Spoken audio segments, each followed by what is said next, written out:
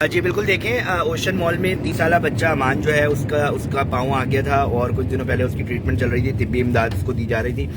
تاہم اس پر ایک ڈیولپمنٹ ہوئی ہے.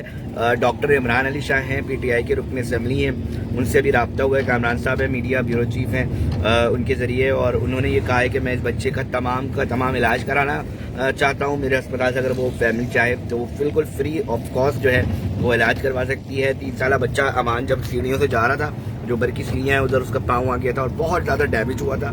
تاہم ایک یہ ڈیولپمنٹ ہم نے والد صاحب سے ان کا رابطہ بھی کروا دیا ہے. اور تاہم والد صاحب یہ کہہ رہے ہیں کہ ابھی میں جو ہے وہ لاسٹ آپریشن رہتا ہے، توفیق صاحب نام ہے، وہ ابھی پرائیویٹ اپنے بچے کا علاج کروا رہے ہیں. اور انہوں نے کہا کہ میں بالکل اپنے بچے کا علاج خود کروا سکتا ہوں اور کر رہا ہوں. اور انہوں نے شکریہ ادا کیا اس نیک نیتی کے اوپر جو ڈاکٹر عمران علی شاہ نے جو کی ہے.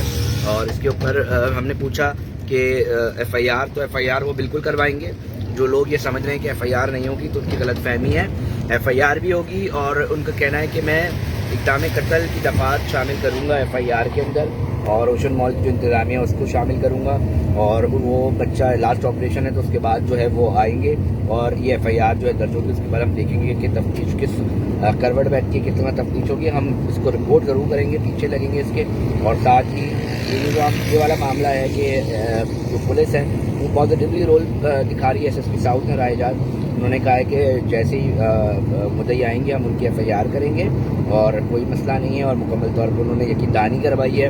ضلع انتظامیہ نے بھی جو ہے لیٹر جاری کیے ہیں تمام ڈسٹرکٹ ساؤتھ کے جتنے بھی یہ مالز ہیں، مالکان ہیں، ان کو کہ تمام اپنے سرٹیفکیٹس لے آئیں ذرا نا.